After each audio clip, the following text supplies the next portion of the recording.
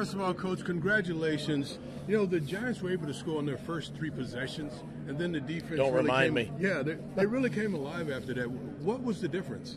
I think that the big difference was our defensive line began to put a little pressure on Eli in the passing game. They were able to stop, a tremendous running back in Saquon and Galladay, and really, I think our young DBs in the back end just settled into the game and really relaxed and played well, and quite frankly, just found the rhythm that they needed. How much are you handicapped when you have such a young, inexperienced secondary? Well, the issue comes if somebody goes down. You don't have backups anymore. You're limited there. So you're playing with young players that really don't have any backup players to go on the field. So that's the limitation. But the biggest thing is just the nerves early in football games, communication, making sure they just trust their fundamentals, trust their technique, their coaching, and just try to eliminate as many distractions as possible. Carson Wentz admitted last week that he didn't have a good game. Talk about his performance today. I thought he did some really nice things today. Really managed our run game. It was one of the things we went into this game. We had some things in our run game that he had to handle, and he did a nice job there. Made some really, really nice throws down the field. Some big.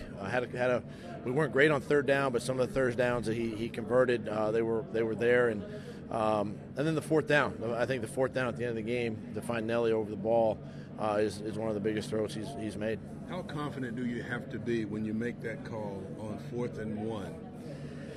Well, you have to be 100% sure that that's the call you want as a play caller. Number 2, you just trust your players. I mean, it's a play we've repped 1,000 times here, and they know exactly where to be. The quarterback knows exactly, the coverage and what it's designed for, and well executed.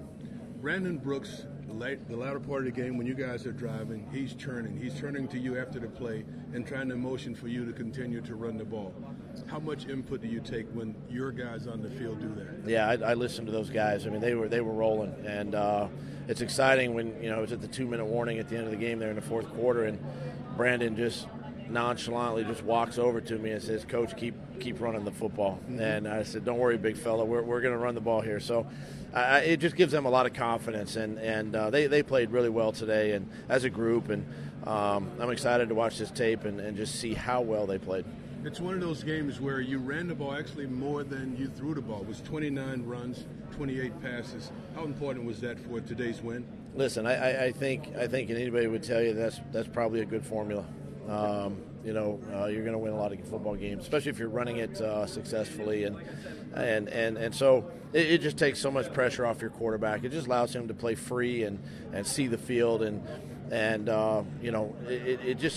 it sparks your offense too. And those guys are churning 5, 6, 10, 15, 20-yard runs. I mean, it's an exciting thing for everybody on your team. Thanks, Coach. Enjoy the win. Thanks, Quick.